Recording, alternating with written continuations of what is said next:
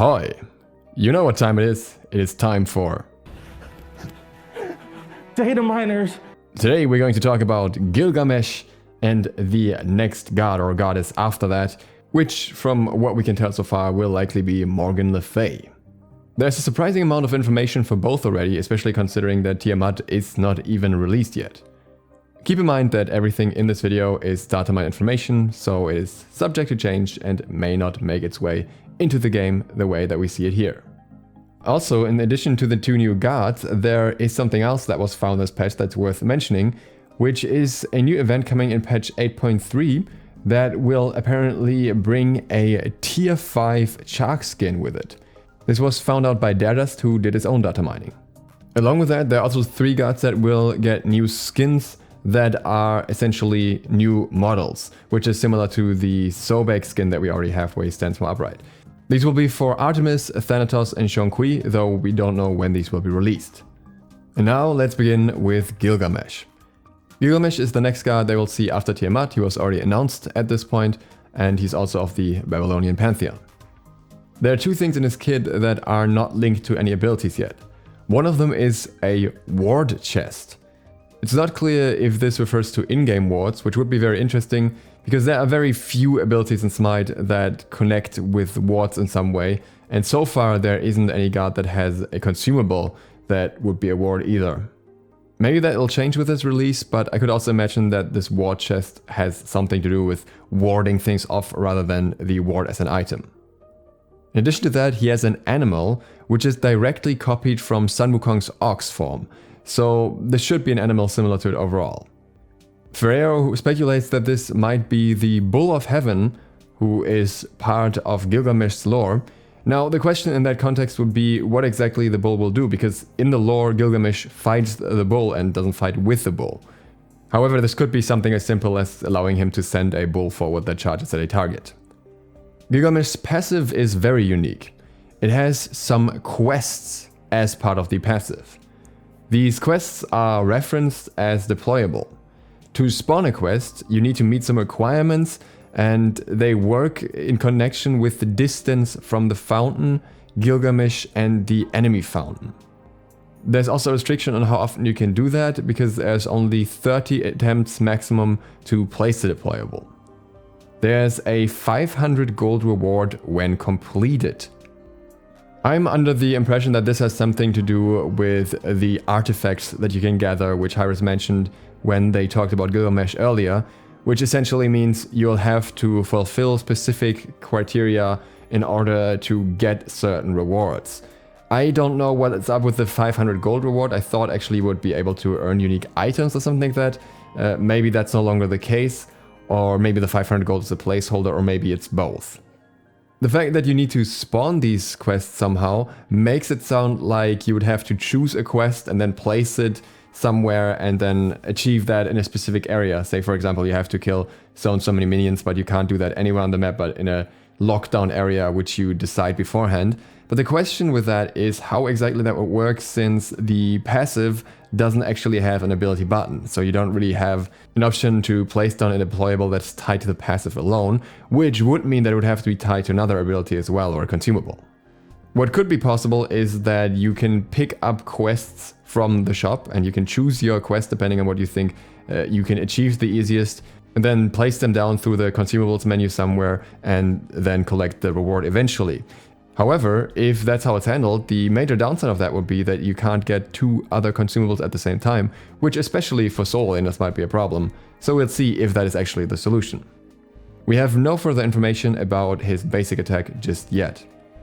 When it comes to his first ability, we already knew that it's a burst hit with a stim and a ground target type.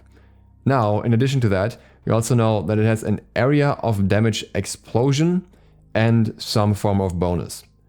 Unfortunately, all of these things are still relatively vague, so it seems like you burst hit something, it has a ground target and it explodes somehow, but that's really all we know, and it seems to affect you in another way afterwards through the bonus and stim effect.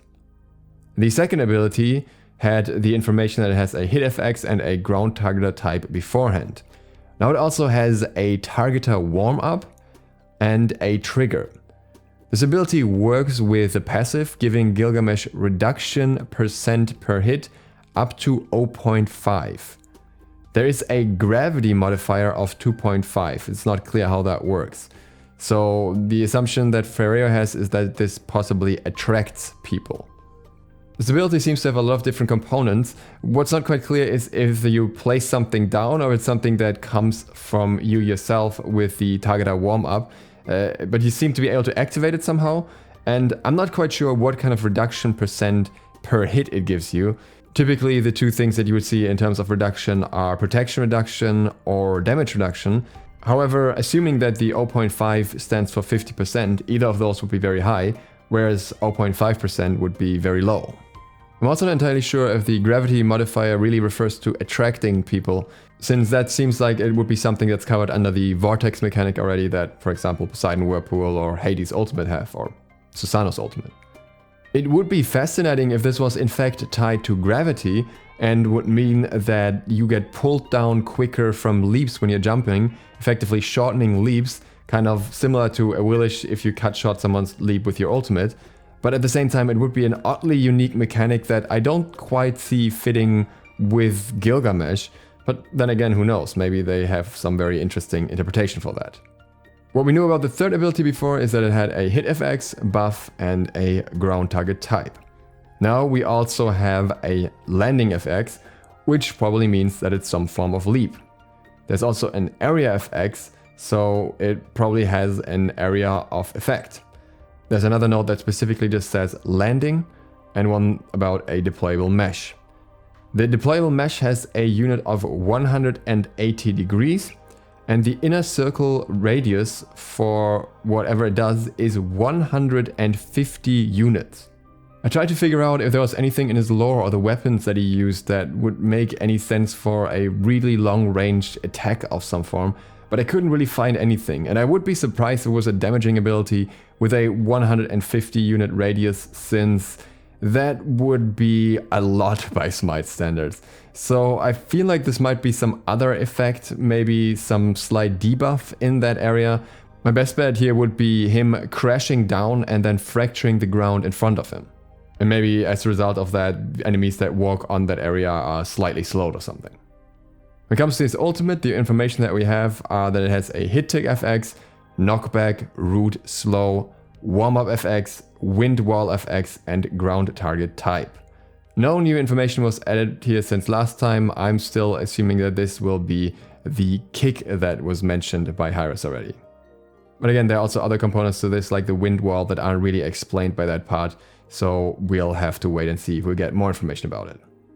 Gilgamesh has already been referred to as a warrior by one of the articles talking about him, and so far I think that holds true.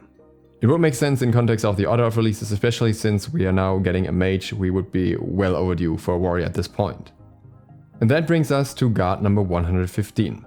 We don't have any confirmation here yet, but again the speculation points towards Morgan Le Fay, also known as Morgana, who would fall under the Arthurian pantheon. Something very important we know about this character from her reveal trailer is that she has something to do with illusions, likely being able to summon illusions. And this becomes important when we look at the first bits of info that we have here. Because one important note is that she is a melee character, but she is also magical, and the next note also says mage. Now this is very interesting because we don't really know what role what god will be this year. What we do know is that Tiamat is a mage. So it would be interesting to see a different mage released so soon after that, especially since Tiamat is already a half melee mage. The things get even more confusing if we look deeper into her kit. She has multiple notes that seem to sound like her in-game descriptors, being area damage, medium crowd control, and average, and I'm assuming that average likely refers to the difficulty. There is no information about her passive yet, but some other things that aren't linked with any skill, one being a magic shot projectile, and also the fact that she has marks of some kind. But now it gets really confusing. There is a note here for the basic attack specifically, which says the basic attack is a projectile. This directly contradicts the point at the start that says that she's a melee character, unless this is a melee projectile. Maybe it's something like Arteos stuff that's for some reason due to the visuals classified as a projectile, but is actually a melee attack. That makes figuring out this aspect of her character very confusing. So far I wouldn't rule out that she is a ranged mage, since we just had a melee mage, or that she is in fact a guardian, since that would kind of fit in the schedule as well. Or that maybe for some reason somehow she is a melee mage and maybe just doesn't do much with basic attacks in the first place. Maybe part of this is just a remnant from abilities being copied over from other gods, and maybe some other aspects came over with that. Outside of that, we know that her first ability is split into 3 parts, a part A, B, and C. This might be the illusion part, so maybe she is also a summoner, but then again it would also be weird to have another summoner with multiple different types after we just had Tiamat. Second ability is a deployable with a deploy mesh. We have no information about her third ability, and about her ultimate we only know that it's a projectile. So not all too much about Morgana yet compared to Gilgamesh, but she's also quite a few patches away. If you enjoyed this, feel free to hit the sub button and maybe the bell so you get updated for further data mining for these gods, and the written version from SMITE Datamining is linked down below. Thank you for watching, and I hope to see you for the next one soon. ZiSotto, out.